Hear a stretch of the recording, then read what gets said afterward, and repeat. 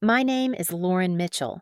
I'm 36 years old and I work on the 28th floor of a glass building that overlooks the Sound in downtown Seattle. From here, the city feels far away, quiet, polished, under control, just like me. I'm the Chief Strategy Officer at Brexton Financial, one of the most competitive firms on the West Coast. I've led 3 mergers, opened new markets in Asia, and most recently finalized a $400 million deal that will change the entire structure of our company. In the next hour, I'll open the letter that confirms my promotion to International Vice President. But first, I check my personal inbox. At exactly 9:00 a.m. like clockwork, it arrives. The subject line is in all caps. Spencer Family Summer Reunion, Monterey. I already know what it's going to say, but I open it anyway. It's from Erin, my older sister. She's always the one who writes these. Her tone is breezy, the kind of cheerful that feels automated, looking forward to seeing everyone. Don't forget your sunscreen. There's an itinerary, a menu, a photo of last year's group gathering on the deck. I scroll to the bottom where room assignments are listed. Erin and her husband are in the upstairs suite. As usual, Alex and his new girlfriend are in the West Wing. Even the kids have separate sleeping arrangements. Then, in smaller print almost like a footnote, Lauren, if you're planning to attend, you may want to look into nearby Airbnb options. We're full this year. I read it 3 times. Not because I'm surprised, because even after all these years, part of me still hopes the script might change. I sit back in my chair. The framed leadership award behind me catches a glint of morning sun. I don't turn around to look at it. I don't need to. I already know what it says. Family reunion again, Julia asks. She's my assistant and she knows me better than most people do. I nod. Rooms are full again. She snorts. Let me guess, Erin's daughter needs the whole attic to practice her modern dance. Something like that, I say, and take a sip of coffee that's already gone cold. Buy the house, she says, half joking. That'll solve the problem. The joke lands harder than she realizes. On the corner of my desk sits a heavy envelope. It's cream-colored, official sealed. Inside is the board's formal announcement confirmation that I've been appointed to lead our Southeast Asia operations based in Singapore. It's not just a title, it's the highest role ever offered to someone at my level at my age. I haven't opened it yet. Across from me, the skyline of Seattle stretches out like a long breath. Held steady, I trace the edges of a high-rise with my eyes and try to imagine my mother reacting to the news. Not with pride, but with something close to acknowledgement. She won't, she never does. I think about the last time I saw them all together. Mom's 70th birthday dinner at an upscale restaurant in San Francisco. I flew in directly from a conference in Chicago. I had just delivered a keynote on international investment strategy. I wore a slate gray silk dress and brought a carefully wrapped gift, a rare book on California wildflowers my mother used to love. When I arrived, she looked surprised to see me. Oh, Lauren, you made it. Then she turned to Erin and clasped her hands. That color looks beautiful on you. It brings out your eyes. I didn't say anything. I sat down at the far end of the table between a stranger and an empty seat and ordered a glass of wine. Later, Alex raised his glass for a toast. To believing in each other, he said, beaming, like Mom always believed in me. Everyone clinked glasses. No one mentioned the expansion deal I had just signed. Not a single word. That night in my hotel room, I opened my laptop and started browsing real estate listings. I typed in the zip code for Monterey Bay. There it was, our old family estate, listed quietly on a private network. Faded roof, outdated plumbing, marked price to move. I checked the listing history. It had been posted for 3 weeks. No one told me. They didn't think I'd care. Or maybe they didn't think I could do anything about it. I took a screenshot and texted it to Olivia. She's my closest friend, someone who's known me since college. Her reply came in under a minute. Buy it. Then she added, not for revenge, for you. She was right. I didn't want to take anything from them. I just wanted something for myself, something they couldn't edit out of the picture. My phone buzzes. A reminder for a call with our Tokyo office. I snooze it. The promotion letter sits there, still sealed, still waiting. I reach for it. As I peel open the envelope, the city outside shifts into that late afternoon hue that softens all the edges. I read the first line of the letter. Congratulations, Ms. Mitchell. You are the board's unanimous choice for International Vice President of Strategy Southeast Asia Division, effective July 1st. I read it again. Then I fold the paper neatly and place it back inside. I don't smile. I don't need to. I walk to the window and lean my forehead lightly against the glass. Traffic moves in distant lines. A ferry drifts across the bay. Somewhere in California, Aaron is probably double-checking the RSVP list, making sure the guest count stays. Even, Alex is likely sending another pitch deck to someone who won't reply. Mom is probably telling a neighbor about Aaron's new garden. They've never really seen me. Not when I brought home my first scholarship. Not when I earned my MBA. Not when I joined Brexton. And they certainly won't see me now. Not as the woman who bought their estate. Not as the executive who reshaped their assumptions. But I see myself, and for once that's enough. This time I won't be left out of the room. This time I'll be holding the keys. The summer I turned 11, the Monterey estate smelled like sea salt and lemon polish. The porch had just been restained, and the whole house glowed like something out of a family photo album, the kind other people framed and hung in kitchens. It was reunion weekend, and every bedroom was full. Cousins, aunts, even the neighbors from 2 houses down showed up for the barbecue and bonfire. Inside, I stood at the kitchen sink up to my wrists in warm, cloudy water. Foam gathered at the edges of the chipped porcelain basin. Outside, my siblings were helping decorate for what Mom called the Saturday night reception, really just a dressed-up dinner on the patio with string lights and white folding chairs. Lauren, Mom said as she swept through the kitchen with a roll of paper streamers in one hand. Can you finish these? Erin needs time to do her hair, and Alex is helping your dad with the sound system. I didn't answer right away. My hands were slippery with soap, and I was afraid of dropping the glass dish I had just picked up. I nodded.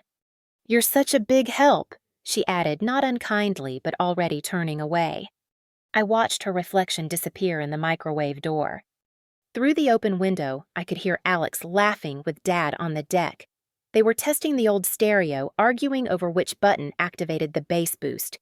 Erin stood on a ladder hanging lights in slow loops, her mouth moving as she gave directions to her boyfriend who held a spool of wire. No one called for me. The water turned cool. I drained the sink and wiped my hands on a dish towel that smelled like citrus and bleach. I looked out the window again and told myself they needed me inside, that someone had to do the quiet work. Later, when it was time for photos, I tried to join.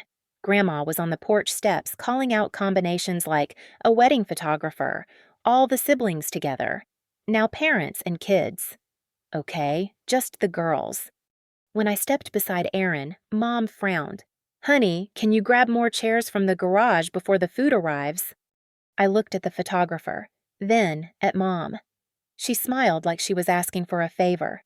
Not an order, never that, just a favor. So I turned around and went. I came back carrying 2 heavy metal folding chairs, one under each arm. By the time I reached the edge of the lawn, the photos were finished. Everyone had started eating. Later that night, Erin sang a song she had written on her guitar.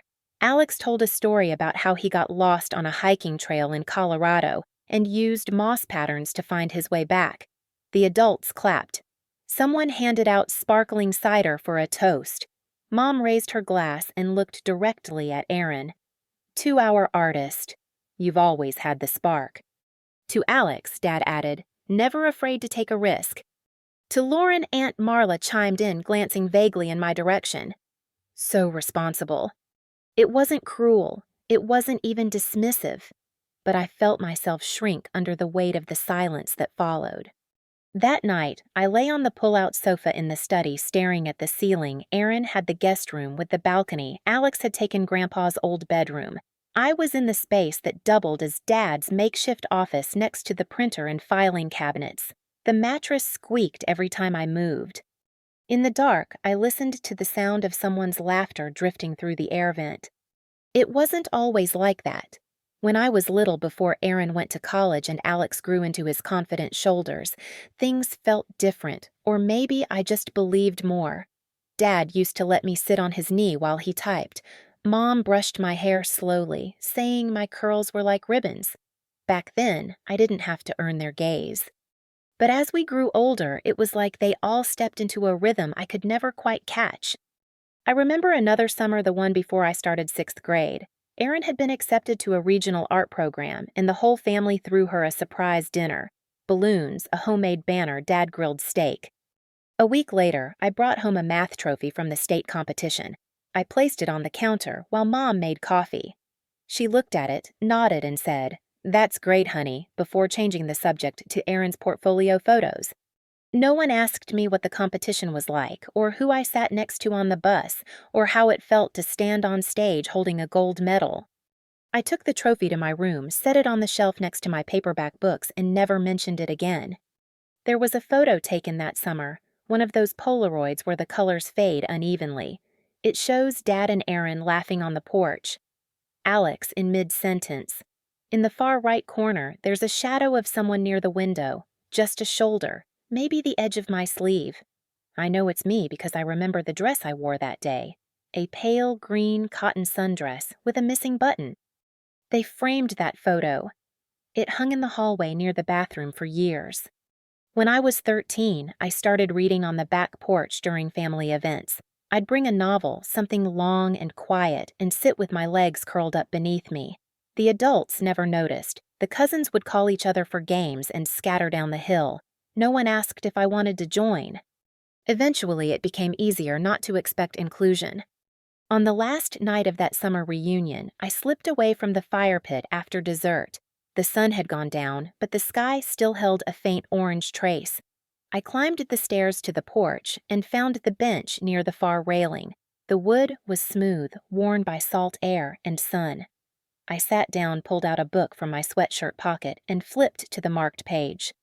Behind me, laughter echoed across the lawn, bright and sharp, like wind chimes. Someone told a joke. "A can cracked open." Erin started another song. I stayed in my corner, reading slowly, letting the words steady me. No one came looking. No one called my name. But I remember the moonlight that night, how it spilled across the page in soft silver. I remember thinking maybe books were safer than people, that in a story no one forgot to leave room for you. And in that moment, even as a child, I understood something I wouldn't be able to say out loud for years. Sometimes being invisible doesn't mean you're gone. It just means they never looked close enough to see you in the first place. The email arrives just after lunch, flagged as high priority, subject line, final confirmation. Appointment effective July 1st. I open it slowly, even though I already know what it says. There's a strange stillness in my office, the kind that happens when you're about to cross into something new and irreversible. Dear Ms. Mitchell, on behalf of the Executive Board, I am pleased to confirm your appointment as International Vice President, Southeast Asia Division, effective July 1st. We thank you for your exceptional leadership throughout the Brexton-Hartley merger. I exhale and let the weight of it settle. It's done, I did it. The deal closed last quarter. $400 million, 18 months of due diligence, 5 rounds of negotiation, and one quiet strategist behind the curtain, me. There are no cheers in the office, no balloons, just my name, the title, and a quiet ping as my calendar updates itself with the new assignment. A new team in Singapore, a new apartment by the bay, and a new chapter that looks nothing like what came before.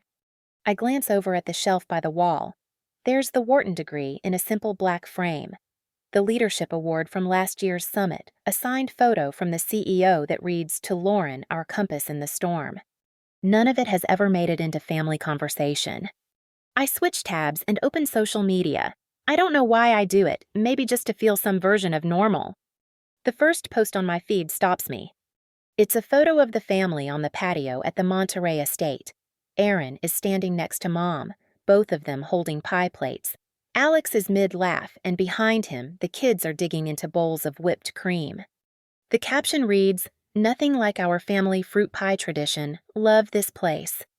The timestamp is from 2 hours ago. No one told me they were there again. I scroll through the comments. My cousins have already chimed in.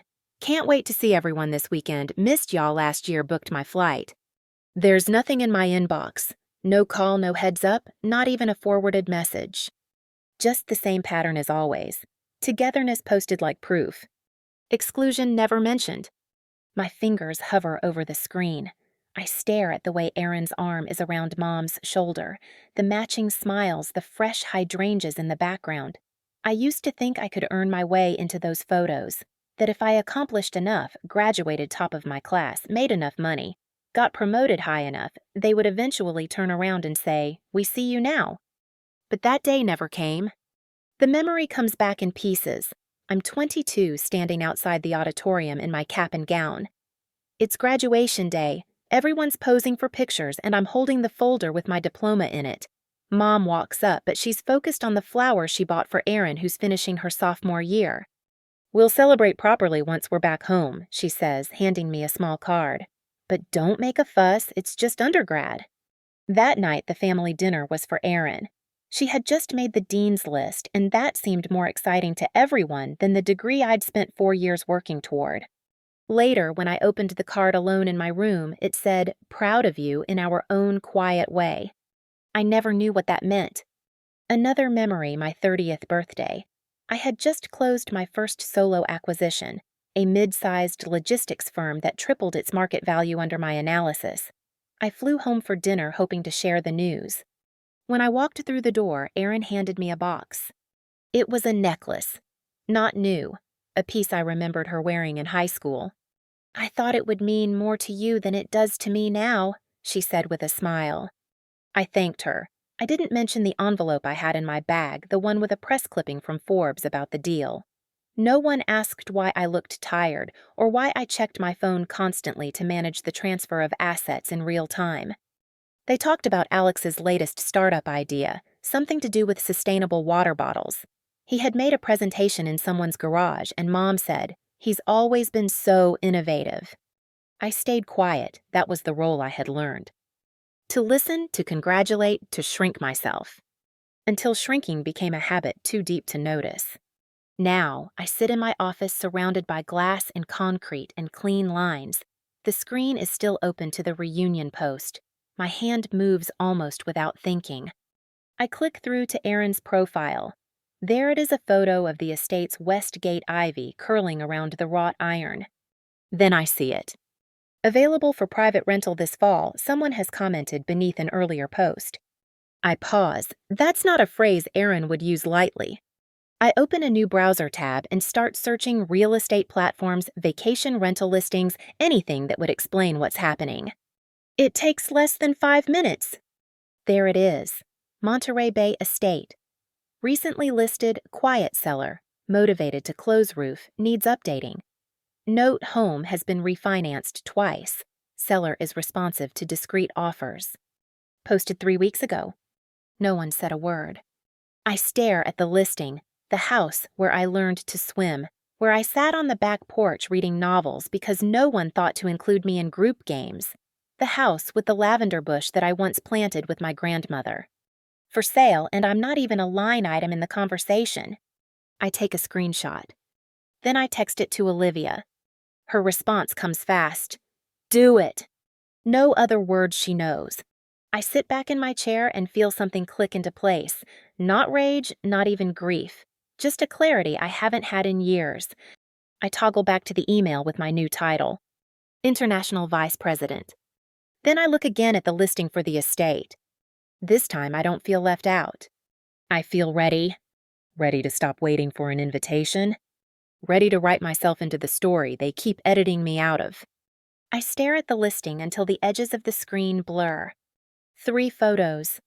A shot of the porch with its faded white trim, a distant view of the bluff behind the house, the one we used to roll down in sleeping bags, and the living room worn leather sofas still in place, rug frayed in one corner where the dog used to sleep. The caption reads, "Charming Monterey, Coastal Estate. Motivated seller, private inquiries only." I click through the property history. Last appraisal 3 years ago. Refinanced twice. Second lien added 9 months back. That's why they're selling. Not for sentiment. Not for the good of the family. They need the money. And they didn't tell me because they thought I couldn't do anything about it. Or worse, because they thought I wouldn't care. I take a long breath, close the tab, and reach for the leather folder tucked behind the plant on the corner of my desk. It's labeled Strandhold LLC, a holding company I created 3 years ago after my second overseas deal. At the time, it was just a formality legal insulation asset protection. Now it's a tool. I flip through the documents quickly. Registration EIN trust agreements, all in order.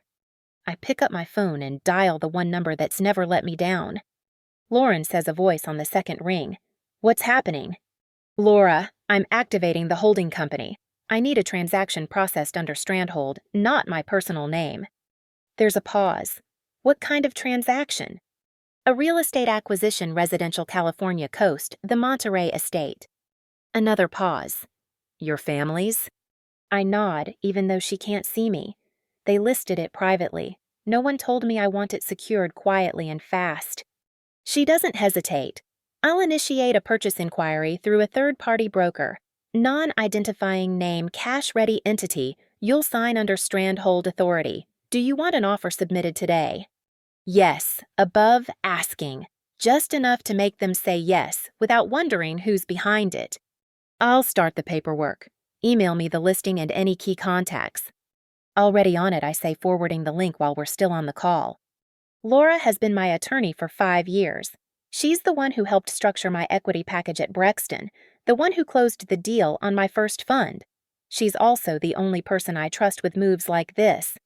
She doesn't ask why I'm doing it. She knows me well enough not to. After we hang up, I set my phone down and lean back. My office is quiet. The Seattle skyline muted by the overcast afternoon. Rain threatens the edges of the windows. I glance at the photo on the shelf, me and Olivia standing on a conference stage last year, holding the award for Deal of the Year. Our smiles are real, but tired. Outside, people rush past with umbrellas. Inside, I'm writing a different kind of contract, one with myself. No more waiting to be told I belong. No more pretending silence is neutral. It's time to reclaim the only place that ever felt like it might be mine. 2 hours later, Laura emails me a packet of forms. The offer letter is drafted. The digital signature block is ready. The amount is 10% above asking with a 14-day close and no contingencies. It's aggressive, purposeful. It will get their attention. I read every line twice, not because I doubt her, but because I want to feel the weight of what I'm doing. This isn't spite, it's strategy, a reclamation plan. I sign. The next morning, a third-party broker reaches out to the estate's seller, a financial advisor representing the Spencer Trust. I know that trust. It's the same shell structure my parents used to manage family assets after Grandma passed. They used to talk about it at the dinner table like it was sacred, like it was meant to protect something important. Apparently, that something never included me. By noon, Laura confirms the offer has been accepted. No questions asked. The seller just wanted speed. We wired the deposit by end of day. No counter, no drama, just the cool mechanics of a quiet deal. It's almost too simple. I don't tell anyone. Not Olivia, not Julia, not even Remy, my closest colleague. This one is mine. Over the next 2 weeks, I coordinate with Laura and the property management firm. Inspections are waived. Closing is digital. All paperwork runs through Strandhold. My name appears nowhere. On the 13th day, the final wire is sent, funds transferred, deed recorded. I own it. The estate. The house where I used to sit on the porch with a book because no one asked me to join the game. The place where my name was left off the reunion photo captions. The home where I cleaned dishes while Aaron learned how to frost cupcakes. Now it's mine. I don't celebrate, I don't call anyone, I simply wait for the key. It arrives in a slim white envelope by overnight courier. No fanfare, no ribbon, just a single silver key on a black foam insert. Attached is a short letter from the broker. Congratulations on your acquisition. Please contact us with any post-close management needs. I hold the key in my hand. It's smooth and cold and heavier than I remember. I sit down, press it against my palm, and let the silence do what it's never done before, feel like peace. Not a weapon, not a victory, just a line drawn quietly in the sand. From this point forward, no one can say I wasn't part of the story. They just won't know until it's too late to rewrite the ending. I place the key inside a drawer, close it softly, and turn back to my desk. There are emails waiting, calendar invites, blinking deadlines approaching. But somewhere in California, there's a house sitting quietly under a gray sky, empty, waiting. And this time it's not waiting for them. It's waiting for me. The kettle clicks off just as the first car turns into the driveway. I pour my coffee slowly, watching from the kitchen window as Erin's SUV pulls in clean and white with a bike rack still attached. She parks like she always does, front wheels angled neatly as if the house she's approaching still belongs to her. A second car pulls in behind hers. It's Alex, of course, in a borrowed luxury rental. Behind him, Mom and Dad in the old family sedan, faded blue and overly familiar. I take a sip and let the warmth settle behind my ribs. The house is spotless. I've spent the last 2 days making sure of it. Fresh sheets on all the beds, windows cleaned, fridge stocked. Not for them. For me, for order. For the first time, this place belongs to someone who sees it not as inheritance, not as leverage, but as a home. The front porch light is off. The locks were changed last week. Erin is the first to approach the door. I can see her from the front hallway, key in hand, smile preformed on her face. She inserts the old brass key, tries to turn it. Nothing. She frowns, jiggles it once, twice. Alex, she calls, something's wrong with the lock. Alex joins her confident. He tries his own copy, click, twist. Still nothing. Mom steps out of the car, her hand already reaching into her purse. That's my cue. I set the mug down gently on the counter and walk to the door. My heels click softly against the wood floors. When I open it, I don't speak right away. I just look at them. The three of them clustered near the porch in varying stages of confusion. Lauren Erin blinks. What are you doing here? I tilt my head. Good morning. Welcome back. Erin lowers her key. The door wouldn't open. We thought, wait, how did you get in? I used a key, I say. Her eyes narrow. Who gave you one? Mom steps forward. Sweetheart, is something going on? I step back, open the door fully, and gesture inside. Come in. There's something we should discuss. They file in, slowly, unsure. Like people walking into a familiar room with the furniture rearranged. Alex glances at the staircase.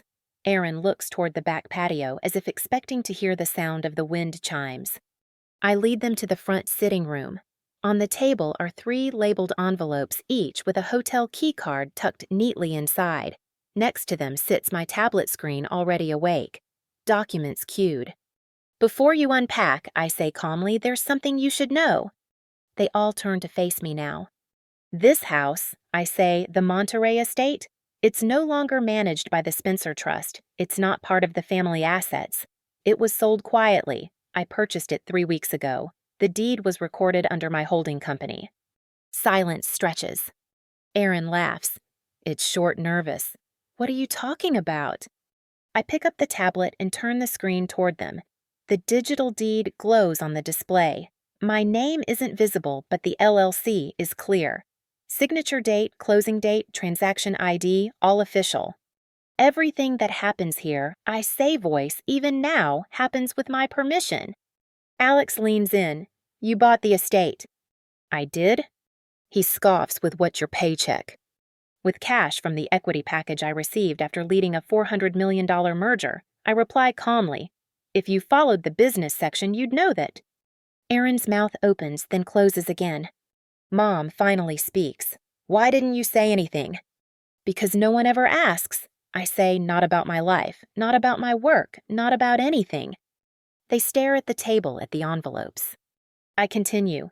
Each of you has a room reserved at the Seabright Hotel 10 minutes from here. Top floor private patio. A shuttle will be available if you'd like to come by and visit the estate. But this year, the reunion isn't being hosted here. Alex picks up one of the envelopes, turns the key card over in his hand. You're serious? I am. Erin takes a slow breath. You could have told us. You didn't have to. Buy the house you've excluded me from for 20 years. I interrupt, still composed. I didn't do it to hurt anyone. I did it because it's the one place I remember before everything became conditional. Mom's eyes fall to the floor. It's still a family home. No, I say my voice low but clear. It used to be, but families don't operate like trusts. They don't assign value based on visibility. There's another silence. You're punishing us, Erin says finally. I meet her eyes. I'm not punishing anyone, I'm establishing a boundary. Alex drops the envelope back onto the table. So we're just what guests now. Not guests, I say relatives with invitations, the way I've been treated for years. They stand there unsure of what to say, unsure how to react to a version of me they've never seen before. Not reactive, not withdrawn. Just clear. Erin looks at Mom. What do we do? Mom glances at me, her voice quieter than I've heard in years. Do we still get to see the garden? I nod once yes, but not today. I walk over to the door and hold it open. They don't argue. They step outside, each of them slower than they were walking in. The breeze catches the hem of Mom's jacket. Alex mutters something under his breath. Erin pauses on the porch, turns as if to say something, then doesn't. I close the door behind them. The lock slides into place with a soft click. I stand there for a moment, listening to the quiet, the kind that isn't empty, but whole. Then I walk back into the sitting room and pick up the tablet. The screen is still open to the deed. My fingers trace the corner of the display. This house is mine now, not as a trophy, not as a grudge. As a line I drew. A line they finally see, even if they don't understand it yet. And as I set the tablet down, I say it softly to the floorboards, to the windows, to the air that remembers everything. Anything that happens in this house now happens with my consent. The next morning, the sun rises slowly behind the thin line of trees past the garden wall. I open the back doors to let in the cool air. It smells like salt rosemary and quiet. The estate is silent again. I sit at the kitchen table with a fresh cup of tea, watching the light shift across the floorboards. The same floor I used to mop as a child, while Erin rehearsed songs on the piano and Alex played board games with Dad. At 10:45, there's a knock on the door. I don't move right away. I let the knock come again, softer this time. When I open the door, it's my mother. She stands alone, no suitcase in hand, no rehearsed smile. Just a small square wooden box held tightly in both arms. Her shoulders are hunched. Her coat unbuttoned, her eyes deeper than yesterday. She looks up at me but doesn't speak. I'm listening, I say. She nods once, then steps inside. We walk to the sitting room, though. We don't sit. She places the box gently on the coffee table, like it might break if dropped too quickly. The lid is old, the corners rounded by age. I recognize it faintly. I think it used to sit on the high shelf in her closet. I'm not here to ask for anything. She says, her voice low. I just want to give this to you. She opens the box and steps back. Inside are newspaper clippings, yellowed, carefully folded, each one bearing my name. A debate team win from high school. My undergrad scholarship announcement. A local story on the Wharton Fellowship. Further down, a feature in the Business Journal the year I was promoted to strategy director. Beneath the papers, my graduation programs. An old envelope with my name in my father's handwriting, and at the very bottom, a copy of the article announcing the Brexton-Hartley merger. I stare at the box for a long time.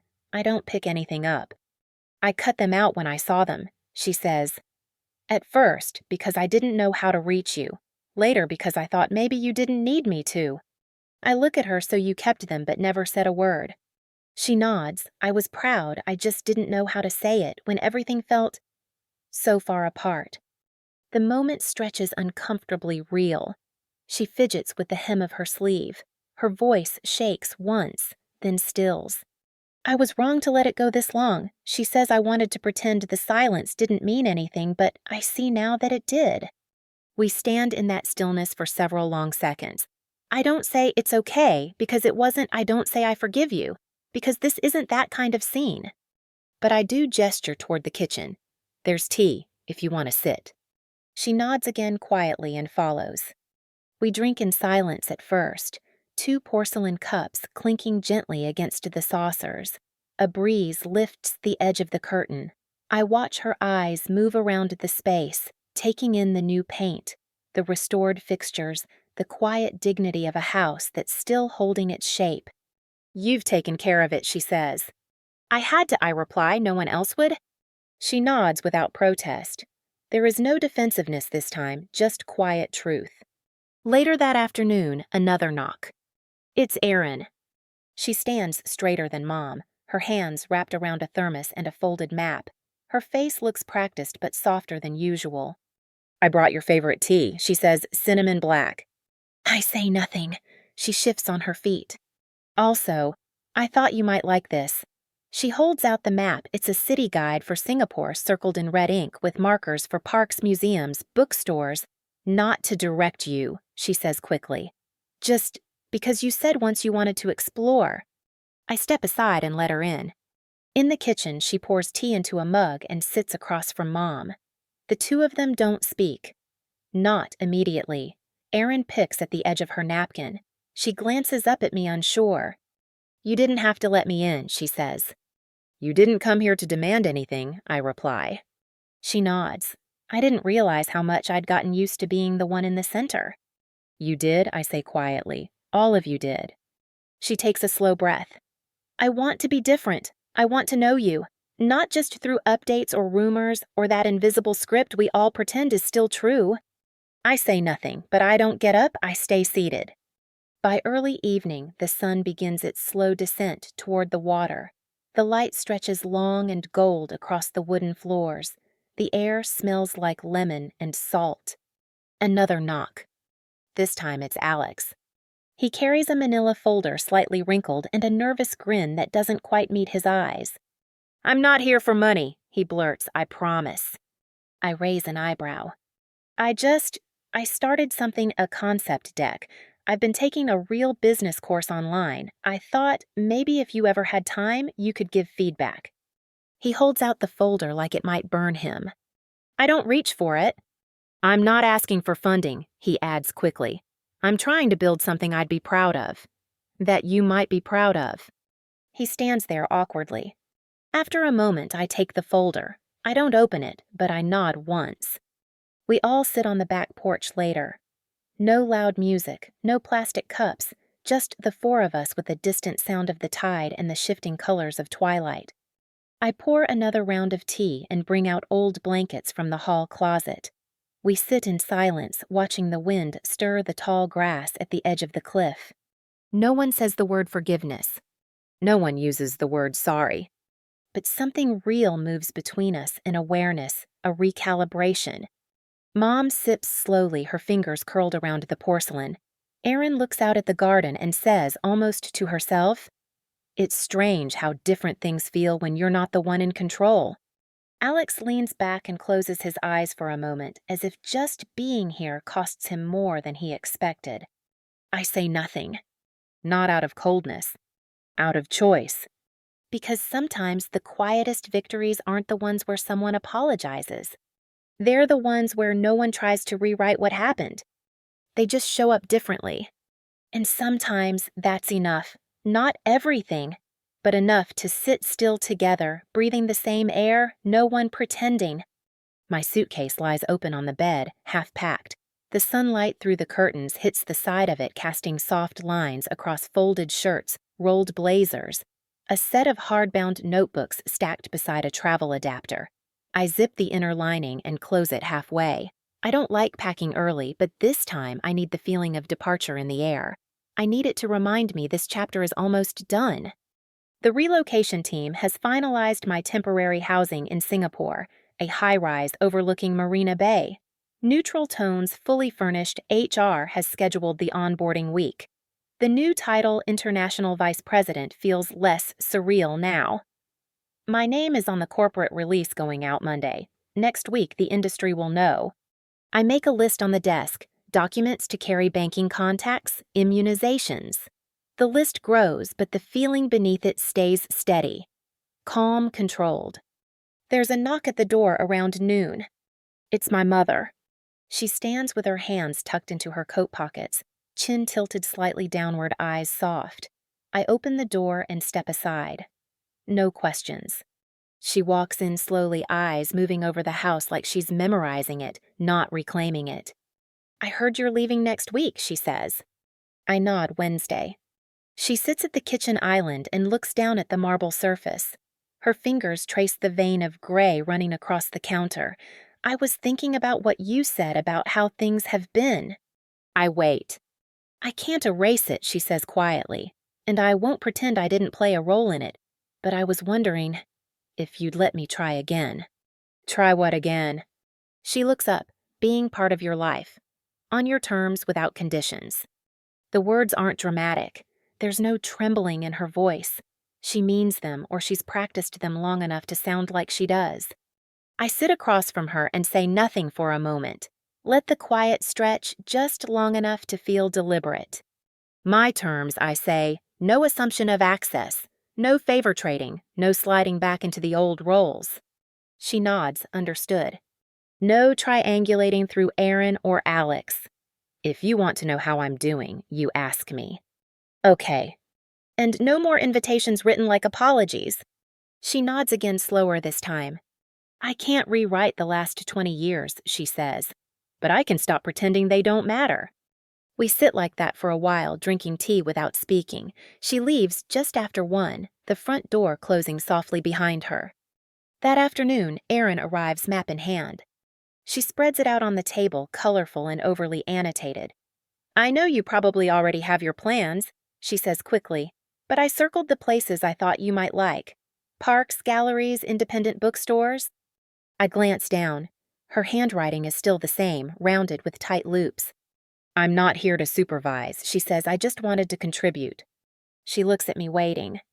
"I'll keep it," I say, folding the map and setting it on the counter. "Thank you."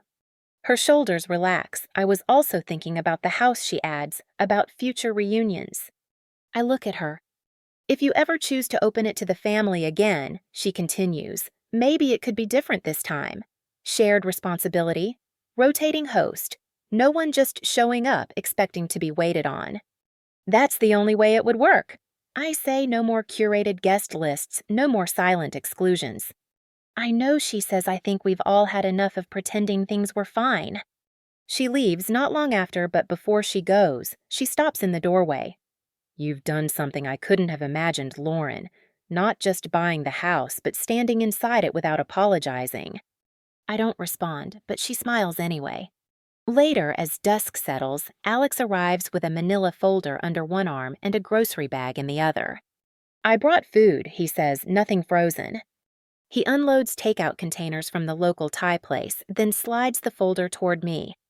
"I've rewritten the pitch." He says, "No ask, no pressure. Just want your thoughts. If you have time." I open it briefly. The formatting is clean. His tone more grounded. He's trying. We eat on the patio. The night air is cool but not sharp. The garden lights cast a low golden glow across the stone path. Alex talks about the business course he's been taking about starting from zero after failing loud enough for everyone to hear. "You don't have to carry anyone anymore," he says suddenly, setting down his fork. "I know," I say. "But just so you know, I'm not going to disappear this time. I'm not going to wait for you to call first." It's not a vow, it's a quiet offering. We sit for a while after that, not as siblings solving anything, but as two people trying to see each other without distortion. The next morning, I finalize the packing. I tuck the tour map into a side pocket of my carry-on. I place Alex's folder inside a document sleeve with a note to read it during the flight. The memory box from Mom stays on the bookshelf for now. I stand in the bedroom suitcase, zipped, and look around. The house is different now, not because I redesigned it, but because I claimed it. I stopped waiting to be given a place in it. I built one. At noon, the doorbell rings again. This time, it's all three of them. No gifts, no speeches, just a soft knock and tentative smiles. We sit at the kitchen table, a teapot between us. Mom brings a small container of lemon shortbread. Aaron sets down 3 tiny boxes of dried jasmine. Alex shares a funny moment from his online course. There's no agenda, no big ask, just an hour of not performing. Before they leave, Mom turns to me. Are you sure you're okay with going so far away? I'm not going far. I say I'm going forward. She nods. For once, she doesn't try to make that about her. As they step out, Aaron looks back. If you ever want to hold the reunion here again, we'll bring the tables. We'll stay after to clean. Everyone pitches in. That's the only way it happens, I say. This house isn't a stage anymore. They leave quietly. No hugs, no ceremony, just understanding. Later that night, I stand on the porch with a cup of mint tea watching the wind move through the trees. The suitcase waits just inside. My new passport rests on the counter. The future is not a metaphor anymore. It's a flight number and a boarding time. I think of everything I've carried and everything I've finally put down. And I say it aloud softly but without hesitation. From now on, if anyone wants to walk with me, they walk beside me. Not ahead, not behind. The morning light in Singapore is different. It doesn't drift in slowly the way it did in Monterey. Here it arrives all at once, sharp and luminous, casting long shadows through glass, then vanishing them as the city stirs. I stand at the window of my new apartment overlooking Marina Bay, tea in hand, watching the sun climb between buildings shaped like sculptures. The skyline is geometric and restless, always hinting at more. Behind me, the room is still quiet. No suitcases in the hallway, no movers, no leftover tape. The last box was unpacked 2 nights ago. I've kept the space simple. A clean desk, 2 chairs by the window, pale floors, crisp lines. A home meant for moving forward. My days are long. Strategy reviews, regional briefings, late dinners with the Tokyo office, early mornings with Sydney. But it suits me. There is no pretending here. No legacy I have to justify, no role I'm expected to shrink into. Just the work and the freedom to do it well. I sip the tea slowly, ginger and lemongrass. I've started buying herbs at the wet market on weekends, learning which stalls to trust. The old woman who sells cut orchids now smiles when she sees me coming. My phone buzzes softly on the counter, a message from Alex. Draft 3 attached, more grounded, less fluff. Thanks again for the notes. There's no request, just gratitude. I click it open, skim the header. It's tighter, he's learning. Another ping follows Aaron this time. I found a direct flight for next month. No plans, no agenda. I just want to visit as your sister. I stare at the message for a few seconds. Then I reply, let me know the dates. We'll walk the gardens. It feels simple, whole, unforced. Later, while organizing a drawer, I find a small flat parcel wrapped in brown paper. It's addressed in my mother's handwriting. No return label, just my name and the new address. I open it carefully, slipping the tape free with my fingernail. Inside is a photo frame. The image is new, or rather newly created. A family picture digitally retouched. One of the old reunion shots, but this time I'm in it, standing slightly off-center, hands at my sides. Eyes soft. It's not perfect. I can tell it was stitched together. But the attempt is there, the edit intentional. Tucked behind the photo is a note. I wanted to fix what I could. I know it's not the same, but I hope one day you'll see this and remember that you were always there, even if we were too blind to say it. Love, Mom. I set the frame on the shelf near the orchid I brought home last weekend. The flower is soft white, blooming now. It leans slightly toward the window, toward the light. The photo doesn't sting. Not now. It doesn't feel like a rewrite. It feels like an admission. One that came late, but not too late. I sit on the floor beside the open drawer and let the stillness take its place around me. I don't think of Monterey in sharp pieces anymore. Now it returns in fragments, the smell of dry lavender in the garden, the creak of the porch swing in the evening, the salt crust on the windows after a windy day. I remember where I sat with my book while the others played volleyball. I remember the soft light on the water, the sunburn that no one noticed, the silence that stretched too long over dinner. But I also remember the way it felt to turn the key, the new key. To walk into a room they had locked me out of and know that I owned it, not out of spite, but because I stopped waiting for the rules to change. There is power in walking away without burning everything behind you. There's even more power in knowing you could have, but chose not to.